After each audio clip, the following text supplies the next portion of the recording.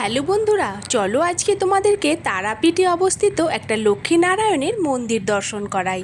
এটা স্টেশন থেকে তারাপীঠ যাওয়ার পথেই পড়ে। তারাপীঠ থেকে মিনিট 5-এর রাস্তা। এত সুন্দর এই মন্দিরটা এই নতুন তৈরি হয়েছে, তোমাদেরকে কি বলে বোঝাবো। অসাধারণের ভিতরের পরিবেশটা। তোমরা অবশ্যই তারাপীঠ গেলে এই মন্দিরটা দর্শন করে আসবে। আমি জোর গলায় বলতে পারি তোমাদের সকলের এটা খুব ভালো লাগবে। মন্দিরটা দূর থেকে দেখো কত সুন্দর করে লাইটিং দিয়ে সাজানো। এখানে দেখো আমার ছোট মেয়ে হাঁটতে পারছে না, কোলে উঠে পড়েছে ওর বাবার। এরপরে দেখো মন্দিরের এটা হচ্ছে সামনের দিক।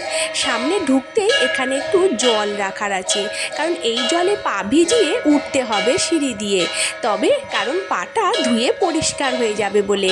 মন্দিরের ওপরে যতক্ষণে তুমি পৌঁছাবে ততক্ষণ তোমার পায়ের যত নোংরা এই পাপোচের মধ্যেই মুছে যাবে।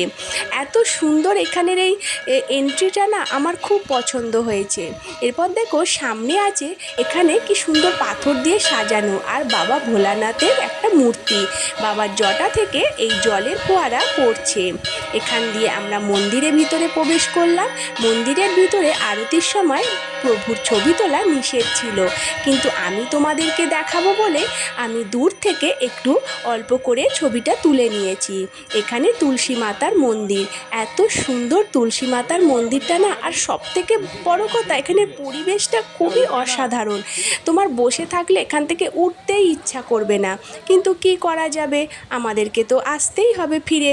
ওখানে তো আর আমরা সারাক্ষণ বসে থাকতে পারবো না। দেখো আমার তো ভীষণ ভালো লেগেছে। তোমাদের এই ভিডিওটা দেখে কেমন লাগলো আমাকে কমেন্ট করে অবশ্যই জানিও কিন্তু। আর এখনও যারা আমার চ্যানেলটিকে সাবস্ক্রাইব করোনি তারা চ্যানেলটা অবশ্যই সাবস্ক্রাইব করে দেবে। আর ভিডিওগুলো ভালো লাগলে লাইক করতে ভুলো না।